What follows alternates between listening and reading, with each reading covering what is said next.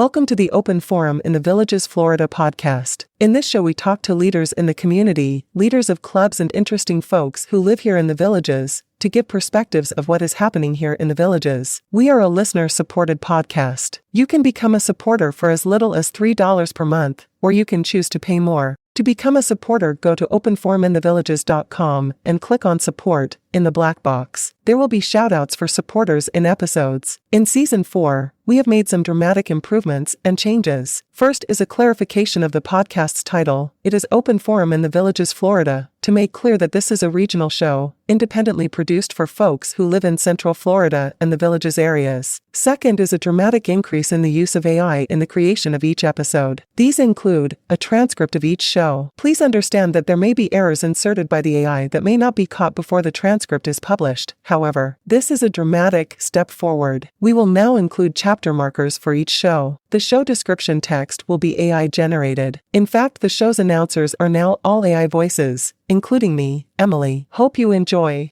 This is Mike Roth on Open Forum in the Villages. I'm here today with Dr. Pam Pierceall. She originally grew up in El Dorado, Kansas, graduated from Fort Hays State University in 1977, and received her Doctor of Veterinary Medicine from Kansas State in 1982. Pam has practiced veterinary medicine in Bloomfield, Iowa for 37 years, and as a solo mixed animal practitioner, she owned her own practice in a small rural farming community. Her practice consisted of cattle, small animals that chew their own cud like cows, and horses and companion animals. She also worked for a short time in a private zoo where she worked with several exotic animals like lions, bears, and even a seal. Where was that zoo, Pam? In Florence, Iowa, in the same county that I was living in. Okay. What was the largest major city where you were living? The largest city was Des Moines. Mm-hmm. That was 100 miles. Okay, so you were really out in the suburbs.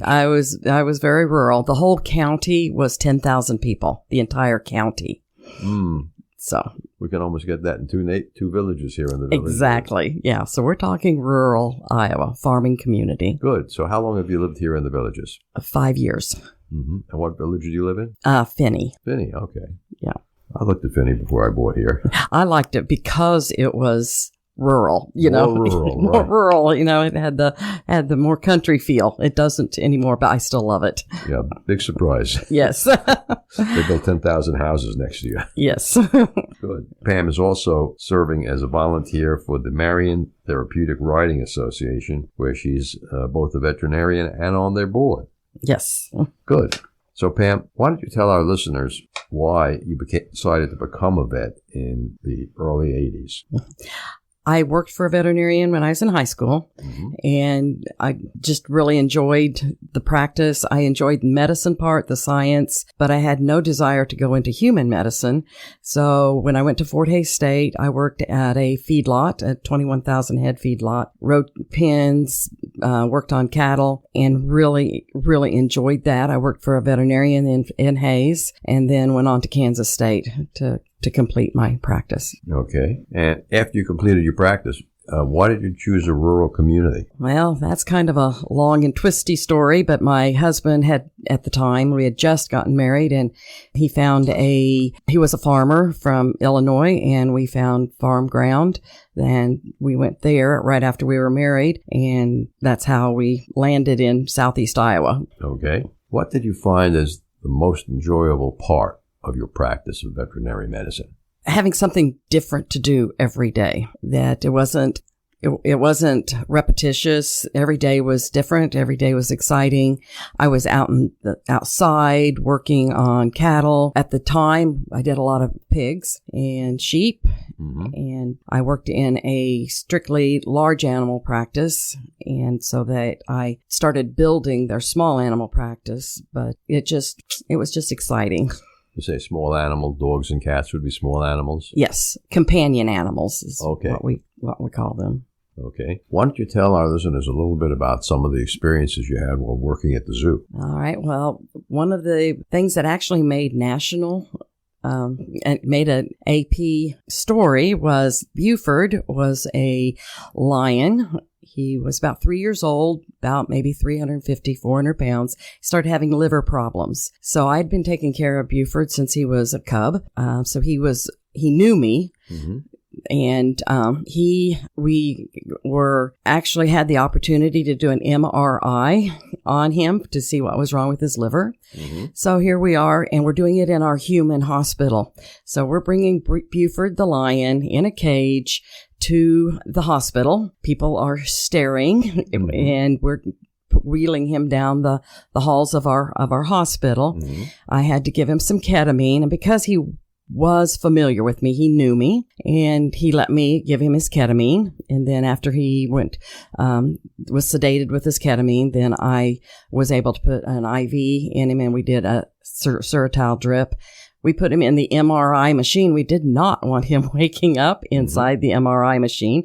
So I maintained the anesthesia, and we put him in, and we actually were on national news. I still have the newspaper clipping with a picture of me and Buford, the lion, in an MRI. Now this was 25 years ago, and the technology has increased, but 25 years ago, it was pretty unusual to do an MRI. And so that was just kind of fun. What did you have to bring him to do an MRI in rural? Where was the machine that you brought him to? In our local hospital. You had one in Bloomfield. Yeah, Davis County Hospital. And so that was exciting. And then when we found out that it was his liver that was malfunctioning, we adjusted his diet, and he got to feeling a lot better. Mm-hmm. And so his companion, Lioness, was named Kenya, and I went out to see her. And again, I'd been taking care of her since she was a cub. Mm-hmm. And Kenya came up to me. She was about 300 pounds. She came up to me, and she wrapped her front paws around my waist, mm-hmm. and she's looking at me straight in the face. Mm-hmm. I wasn't scared of her because I knew her. She knew me. And she was really giving me a hug. Mm-hmm. However, I looked at her great big canine teeth that were looking me right in the face. Mm-hmm. And without showing any fear, I reached behind my back. I pulled one paw off. I pulled the other paw off, and I gently sat her back down, mm-hmm. all 4 feet on the ground, and slowly backed up out of the cage. I don't think she would have hurt me, but if she would have wanted to, she could have had me. Very different kind of practice working with wild animals, I imagine. Yes. And I wasn't particularly trained in this. This was just something I was helping my friends with that had developed this small private zoo. Mm-hmm. Mm-hmm. What were some of your more interesting experiences working with regular animals, domesticated? Well, one time I had a mare prolapse her uterus, and these Some of our listeners might not know what that means. Okay, so she had a colt, she was about a 1,500-pound Belgian mare. She had a colt. It was really cold. It was probably 10 degrees outside, snowing. It was an Amish barn, and so there was no lights, no heat. Went in there, and her uterus had turned inside out. Mm. All right, so then my husband had to hold the uterus up, and I literally had to use the top of my head to push the uterus back into her body. Mm. And she had a colt the next year, so she guess you did a good job. She survived. That's good. I always like to tell a joke during the show for my grandson, Evan. Find out if you're listening, Evan. Here it is. I had to find a joke that featured animals for you. Why do birds fly south in the winter, Pam? To enjoy Florida. I don't know. It's much faster than walking. Oh. Okay. Yes. Now, what got you involved with the Marion County Therapeutic Riding Association? Well, after I had retired, it took me a couple of years to just heal my body. I was so tired. And after I love the villages, and I was able to enjoy all that the villages had, but my body was tired. I was burned out. How did you become aware of the villages? Oh, we looked and looked. When my husband, now we've been married about 5 years, he saw that I was just about done. Mm-hmm. And he was afraid for my well-being. Mm-hmm. And so we started looking. We looked in Arizona, Flagstaff, all around on the coast of Florida, Branson, Missouri, and a high school friend of mine who I had reconnected with in Facebook. We used to be real dear friends in high school. She was into Varies, and she said, come look at Central Florida. I said, why did you pick Central Florida? We're looking in the coast. She said, just come visit me. So I went to the Central Veterinary Conference in Orlando, and then we came and visited them. And the minute we drove into Central Florida and stayed with them, we knew this was it. Now, my mom, my dad had just recently passed, and they were in Bella Vista, Arkansas. And my mom said, if you go to Florida, I'm going to the Villages. And I'm like, why the Villages, Mom? She said, well, that's where everybody goes. And so we brought her here. We did a trolley tour, and Jim and I looked at each other and said, okay, this is it. After spending about 3 years looking and looking, we did one trolley tour and said, this is it. So that was it. The trolley tour is so ubiquitous for people who move into the Villages that I run the Improvisational Theater Club. We have created a special improv number for the Villages trolley tour. Quite funny. Oh, is it? It's going to be in the November 7th improv show at Israel Rec Center. Oh, okay. And tickets are going to go on sale about August 7th. You can go to the Improv's website. Okay. thevillagesimprov.com, look at the calendar or the lead page, and it'll give you the link to get tickets. The last show that we did in February sold out in about 3 weeks. Oh, okay. I love improv. Oh, do you? Yeah. Oh, we always could use another improv player. Well, no, I would be really bad at it, but I love watching other people do it. Oh, yeah, we have fun. We have a lot of fun. We have a little trip this weekend. We're going to Sarasota, where they have the Improv Festival. They have 28 improv troupes from around the world coming in to do stuff. They have workshops on Saturday afternoon, so it should be a lot of fun.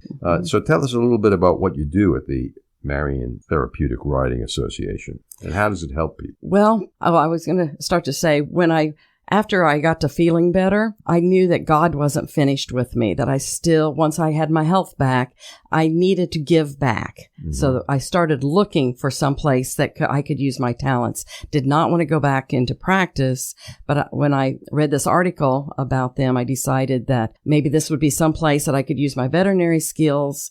And so I went and got acquainted with them and fell in love with them. And so I do help with the herd health, but what I really found was that I fell in love with the kids. And I spent my career taking care of the horses. They were okay. I've offered my veterinary skills, but where I really enjoy is the kids. I work with the Sozo kids and the Arnett House, which are foster kids getting ready to age out of the system. And I also, the girls that have really caught my heart are the Hands of Mercy girls. And these are the teenagers that they've been exploited, and they might have children. They might have been kicked out of their home. And I just spent some time with them yesterday, and they are lovely girls that have just been mistreated. And we teach them how to ride. We do groundwork with them, teach them how to groom the horses, and then I feed them a meal. And so we sit down at a table and we eat together. And they have really, really stolen my heart.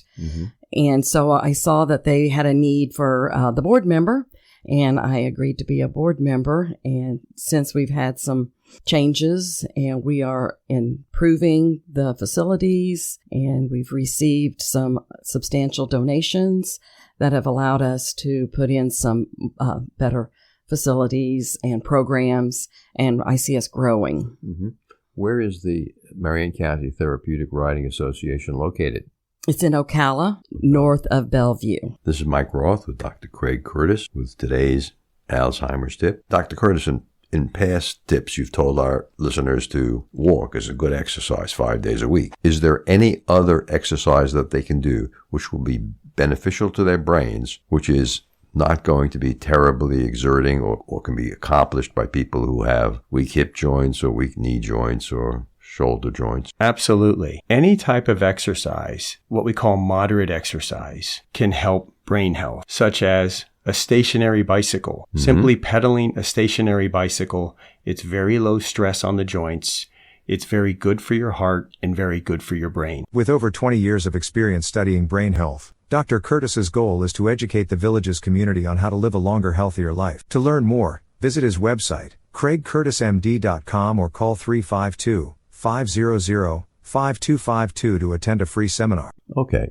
Yeah, I've noticed that the whole area here in Ocala, Central Florida, is horse country. It is much. Yes, there is a lot of horse facilities in Ocala. It is the horse capital of the world, or that's what they call themselves. Their equestrian center is quite spectacular. It's amazing. Jason Reynolds, who is the executive director of the Florida Horse Park, is also on our board. Mm-hmm. I've never been to the Florida Horse Park. What is that all about? It's just another place for them to have horse shows. Mm-hmm. And it's a very nice facility. Unfortunately, the World Equestrian Center kind of overshadows it, but it has its place in having horse shows. Yeah. Grand Oaks is nice too. Yes, it is. Very nice. Seen a couple of shows there. Yeah.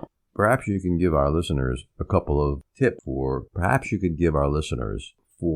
have pets, look for a veterinarian. So in the time frame from when I started practicing to what we look for now, in a small community, we look mostly for like personality. You are with your veterinarian, you're going to church with them, you're going to ball games with them. And so it's like proximity, and you get to know your veterinarian. But now veterinary medicine has changed. It is more corporate and less personal. And so it's harder to pick a veterinarian because they're multi-doctor practices. You might not see the same vet twice. Mm-hmm. That's a problem. And you don't develop a personal relationship with some of the bigger practices, and more practices are becoming corporate. And with the corporate, they have to do more things they have a checklist that they have to do, which increases the price.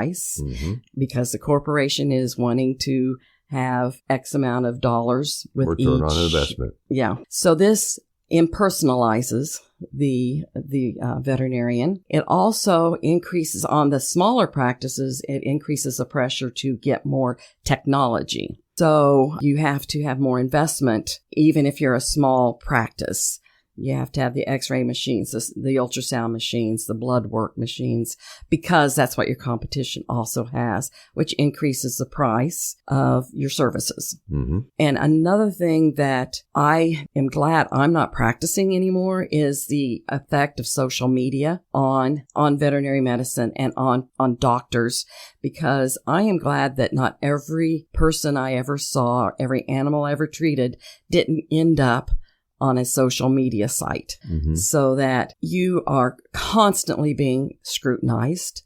You have to watch your reputation. And my son is actually in the business of helping wellness professionals maintain their reputation, because one bad review can really destroy you. Not one, but it hurts. It hurts. And personally, I'm glad I don't have to read what some people thought. You would do the best you could, but you can't please everybody, or there's misperceptions, or there's bad outcomes. And the next thing you know, you're all over social media as being such and such. And that would have destroyed me.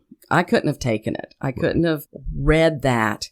And it does cause a lot of harm in a lot of professions, but veterinarians are especially kind of kind-hearted, and we don't like it when people don't like us. And so you see a lot of depression and depression in veterinarians.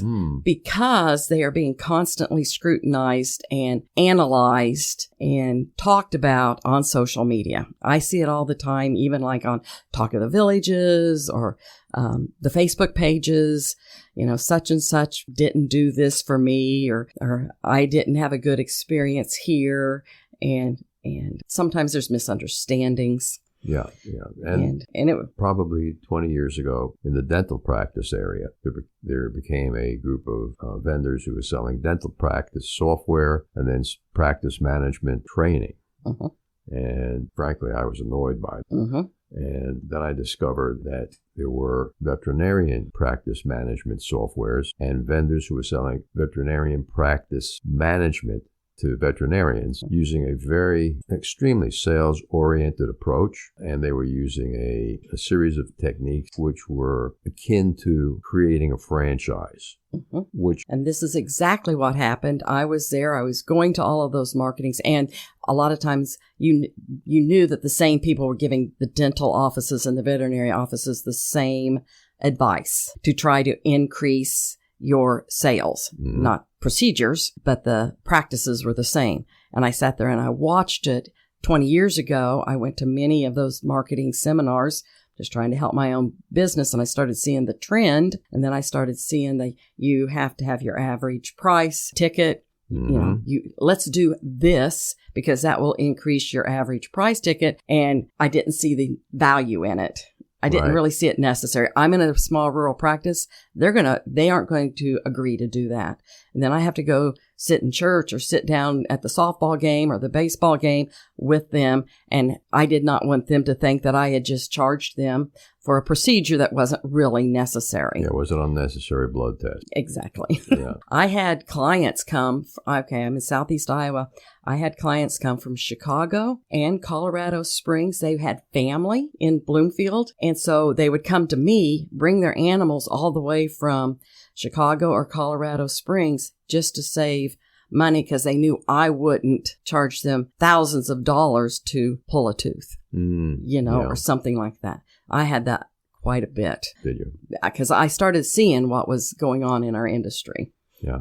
I lived in Cincinnati for many years, and in the first two suburban belts around Cincinnati, there were, I thought, far too many veterinarians per square mile.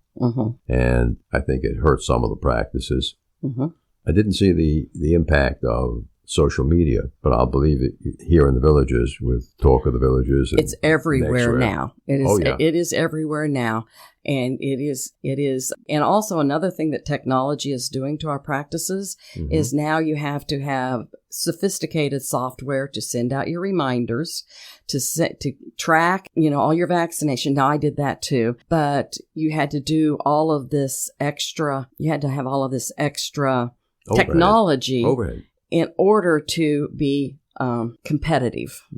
And all of that is very expensive. All that software, all of the technology is expensive. And so if you're a small practice, like I was a solo practitioner, I couldn't afford that. So did you have an assistant or a nurse that helped you? I did. I had staff. Okay. So with all the computer programs, they had to learn the computer program when the program didn't work right. Yeah. So I didn't have a real sophisticated system because, like I said, I would just see them at the grocery store and say, "Hey, don't forget," or "How is your dog doing?"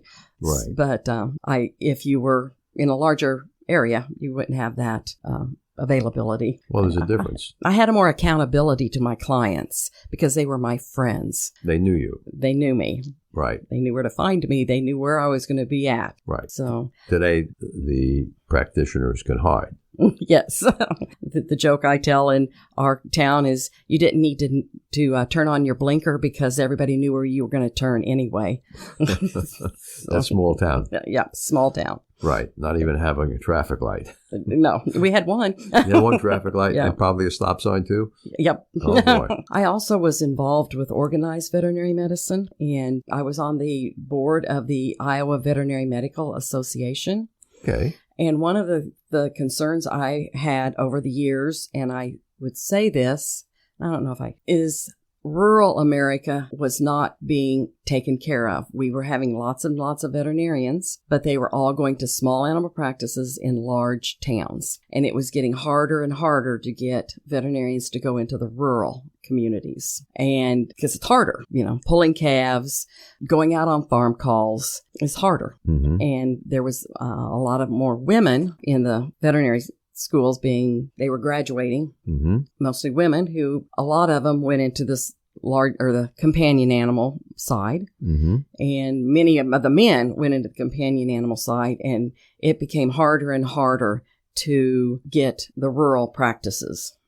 So that would suggest that the scarcity of veterinarians for rural practices would naturally drive up the price of rural services. It would, and it was much harder to be a rural, because you were all on your own. You couldn't get an associate to come help you. Why? It just was hard. It was a hard life. It's a hard life. I did all of my own emergencies for 37 years. So 7 days a week, 24 hours a day, you were on call. I was, and I worked 7 days a week because I did my own chores. So on Sunday morning before I went to church, I was in taking care of the animals. On Sunday afternoon, I'd be back in there. I worked every Saturday, and it's exhausting. And I was also a single mother. Mm-hmm. So my poor kids had to. One of the stories I like to tell is when they would hear the phone ring at 3:00 in the morning, they would just roll out of bed, put on their little cowboy boots, put on their little Carhartt jackets, and go, "Where are we going now, Mom?" I had to take them everywhere with me for